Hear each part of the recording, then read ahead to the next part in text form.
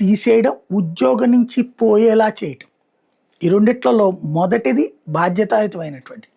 అయ్యా, మా సంస్థ దగ్గర ఇంతకుముందంత ఆదాయాలు లేవు, భరించలేకపోతున్నాం, ఇప్పుడు పని అంత లేదు, ఇదివరకు 10 కాంట్రాక్ట్లు ఉండే, ఇప్పుడు 10 కాంట్రాక్ట్లు అయినాయి, కాబట్టి మీకు మిమ్మల్ని పెట్టుకుని పోషించలేకపోతున్నాం, కాబట్టి మీరు దయచేసి వెళ్ళిపోండి అంటూ వాళ్ళకి ఒక 5%, 10% ప్యాకేజీ, వాళ్ళు ఎంతకాలం పనిచేసినారికి రాబోయే ఒక 5-6 నెలల పాటు బతకడానికి తగినటువంటి కొంత భృత్యం ఇచ్చి పంపించడం అనేటటువంటిది ఒక గౌరవనీయమైనటువంటి ప్యాకేజ్ ఇచ్చి పంపించడం.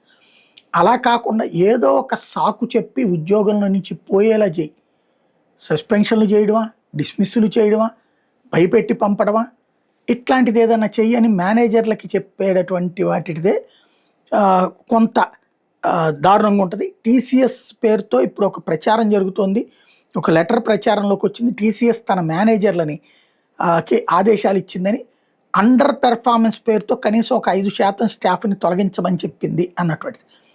టీసీఎస్ వచ్చేటప్పటికి 12,200 మంది ఉద్యోగాల్ని తీసేయాలనుకుంటోంది. హెచ్ఆర్ ఈమెయిల్ వచ్చేటప్పటికి ఈ దిశగా 5% ఒక్కొక్కరికి టార్గెట్ ఇచ్చారు తీసేయమని అన్నటువంటిది. ఇప్పటికే చూస్తే బిజినెస్ యూనిట్ హెడ్స్ వచ్చేటప్పటికి ఇప్పటికే 3% మందిని ఐడెంటిఫై చేశారు, 17,500 మందిని అని లెక్క చెప్తున్నారు అన్నమాట.